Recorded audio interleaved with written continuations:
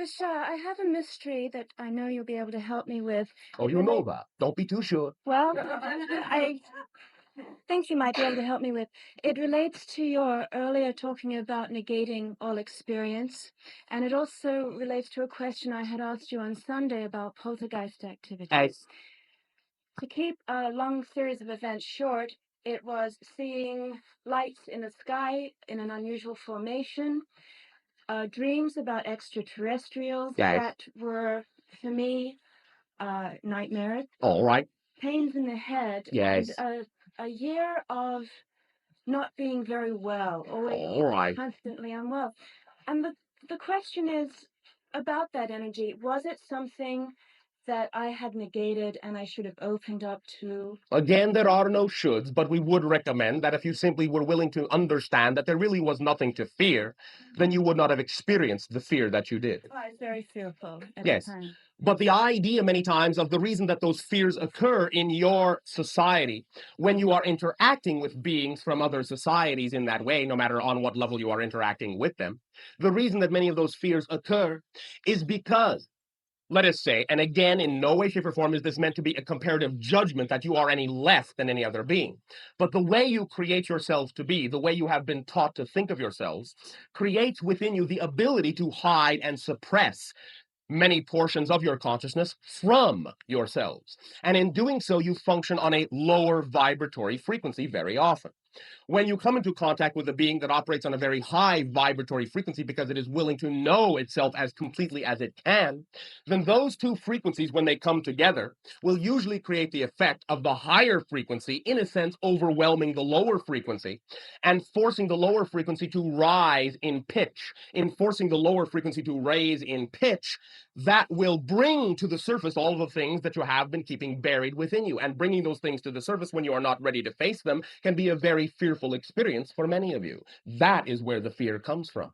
That is why also we maintain, along with all the other extraterrestrial civilizations in general, our distance from you until you are willing to function as an integrated society and truly believe 100% in your own positive manifestable reality. For as long as you are able to bury things within you and beliefs within you, then you will generate the idea of fear that will attract these negative scenarios into your life. And it is only that fear of yourself that you are feeling. It is not really an intrinsic fear of the extraterrestrial. It is the fear of all the things you have been taught to fear in your life coming to the surface, forcing you to face these things. You follow me? Yeah. Was that an experience that I needed, a particular experience I needed for myself to face all those? I understand exactly what you're saying. Or was it, what did they want? It is an experience you agreed to because you wish to expand in many ways and you were willing to allow them to be of assistance to you.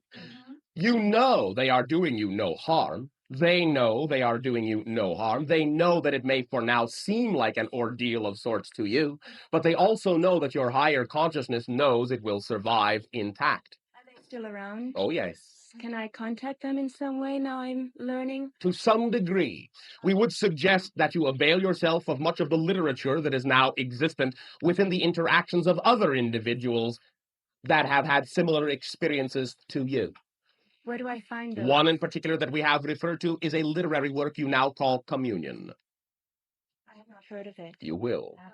Oh, okay, thank you. Thank you. Thank you. You will see many similarities, many connections, and many of your questions will be answered by that work. And I presume that the weakness in my physical body is also connected with the fears that are releasing themselves. I will get better. The tensions, only the tensions, are draining you. Mm-hmm. Thank you. Well, thank you very much for being so willing and recognize that what you are going through is an indication of how strong you actually know you are. I've come to understand. Yes. So focus on the strength, not upon what you think is a sign of weakness. Okay. And you will be strong. Thank you. Thank you very much. Chatting. On to you. I find myself impatient All right. anxious. Anxious, with impatient. myself. You are not enjoying life then. No, I am. Contradiction. If you are enjoying the life you are living, if you are enjoying every moment, whether you are going to prefer to change that into something else or not, if you are enjoying life for what it is, then you are too busy having fun to think that you are waiting for something better to come along. Therefore, you don't need patience, and therefore you will not feel impatient. The only reason you feel impatience in your lives is because you think you need to be patient, but you don't. Being patient is the assumption that you are waiting for something better to come along, and nothing better will come along. That, again, is a value judgment. Differences will occur. Things can be more expanded. You can always learn. You will always change and transform. But what you are, again, once again, at every given moment, is a perfect manifestation of the idea you are being. And when you live your life now in a childlike fashion, fascinated, curious, and enjoyful of all the things that come into your life, because you know that the things that are in your life are there for you, for your reasons, for you to learn from, you will be enjoying yourself so much that before you know it, all the things that you were waiting for will already be upon you. Because when you live in the moment, you do not create the experience of the passage of time to as great a degree as you do when you are sitting around waiting for things to happen. And that is what will create the acceleration that you desire. You follow me? Yes. Does that assist you? Yes. Do you believe that your life as it is worth enjoying? Absolutely. Well, thank you very much. Then if you live in that childlike way, you will not notice the passage of time so much, because you will not be creating as much time. And because you will not be creating as much time, you will become more timeless, ageless. You will not need to age. The more you enjoy, the less you age. You follow me? Yes. Hello, Bashar. Hello. I was wondering, is there anybody that's channeling to a predominantly either an audience of children or an audience of adolescents at this point? In a sense, yes, but it usually occurs only when children are among children. Uh-huh. Could it occur in a more overt fashion as we're doing here? It can occur in any way your imagination can co-create it.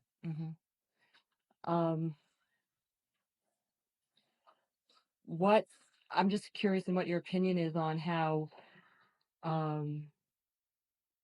This is what up kind of to you. impact? This is up to you. You will create the methodologies, you will create the attractions. The basic impact it will have is to allow into what you call the children's lives the ability to know that their imaginations are representative of reality, and it will allow them to not forget as much. You follow me? Yes. So that in that way, they will know that more and more probabilities can be manifested in their lives, and many of them then will be able to manifest these ideas in a more accelerated way, once again reminding many of the adults as to who they are. The idea of any such attraction, of course, will be the product of the co-creation with the children, since they will, if they find themselves gathered together in that type of interaction, been responsible for creating that momentum or direction in their lives from the time when they were not children, prior to birth. You follow me? Mm-hmm. So by all means, if you find yourself following that thread, if that excites you, you yourself may find the child within you. You follow?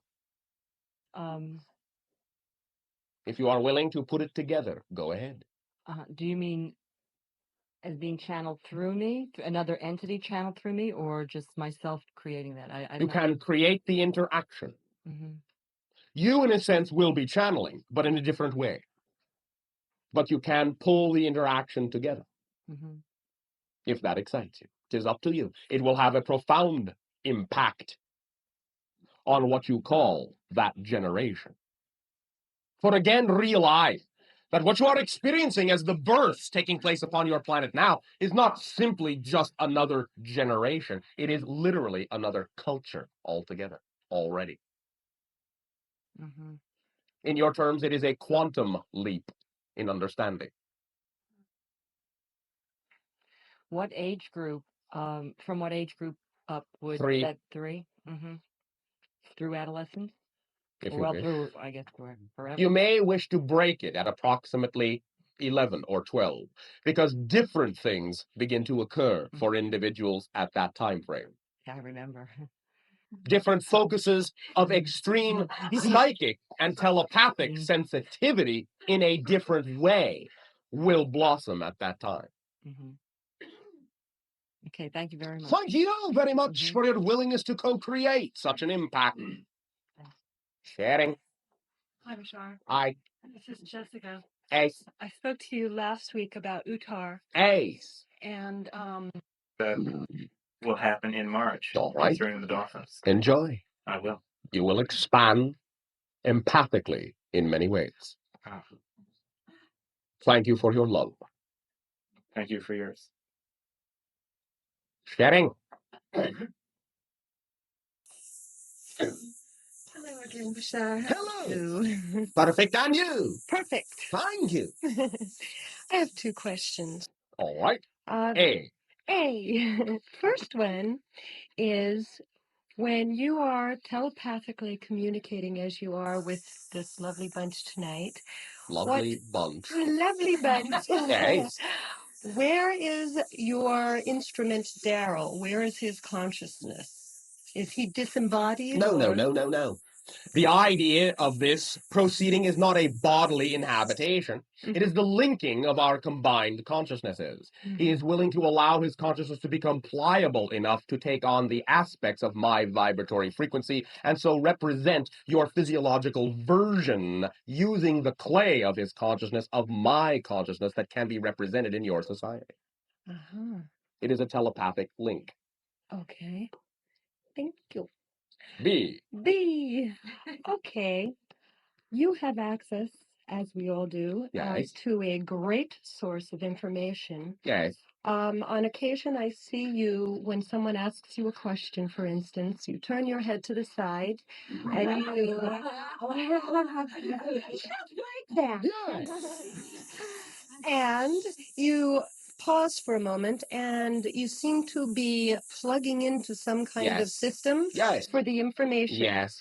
Okay, my question is, Yes. where are you going for that information? Different first of all? places at different times.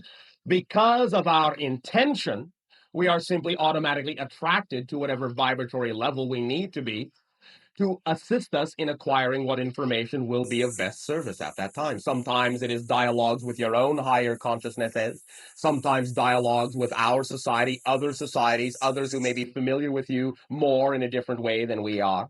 We plug into whatever we need to, but we find out what that is simply because of the intention of our vibration, and it simply leads us where we need to be led. Is there any particular information that is not accessible to you? And if so, why is it not accessible to you? Because it may not fit the idea of the interaction going on at the time. It may be information that will be revealing to you something that will, in your terms, interrupt your flow, so to speak. In other words, there may be things you do not want to know, things that, in a sense, we would be revealing to you that would take you or rob you of the surprises you have in store for yourself. And so we will place limitations upon ourselves so that we will not interfere in that sense. You follow me? Oh, yes, I wouldn't want to spoil the surprise. Neither would we. Thank you very much, Bashar. We thank you. Oh, one moment.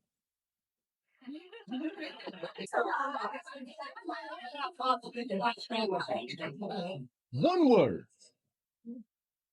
It is, from what you call colloquially, your guides. Are you ready? I'm not sure. I'll wait. Okay, I'm ready. Oh, Carousel. Pleasant dreams.